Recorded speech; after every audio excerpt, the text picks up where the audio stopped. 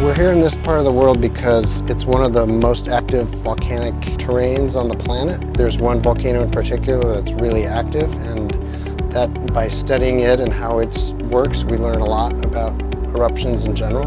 I also like being amazed.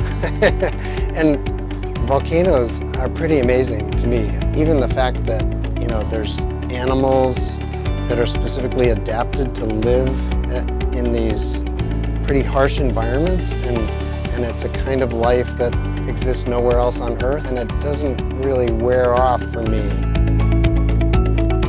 This first part of this expedition, we are kind of preparing the groundwork for when we come back with the ROV. We're using the Sentry AUV to map out the areas where we're going to dive with the ROV.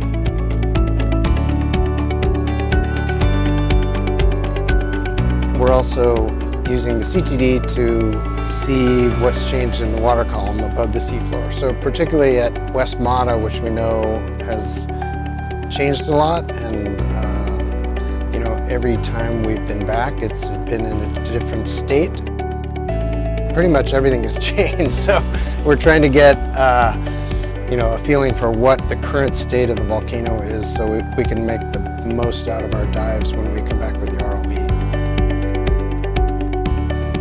We probably haven't seen a single thing here that was not expected, in the sense that we expected to see some changes at West Mata. We know it's such an active volcano, but the way it changed is not something I would have predicted. The places it's changed are not places I would have predicted.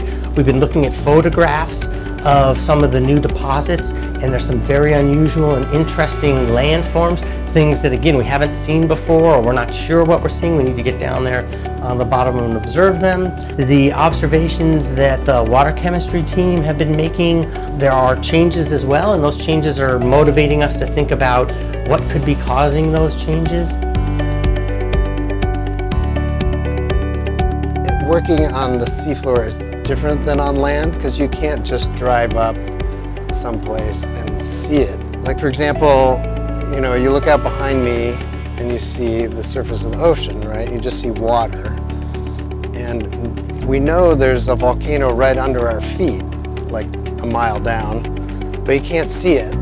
On these expeditions, I always have to remind myself that, you know, it's not somewhere else. You know, what we're seeing on the video screen or on the computer monitor, it's right under our feet. We always envisioned this expedition, the two parts of the expedition, to happen in sequence, and that many of the questions we ask based on the observations on this part will be answered on the next part, hopefully.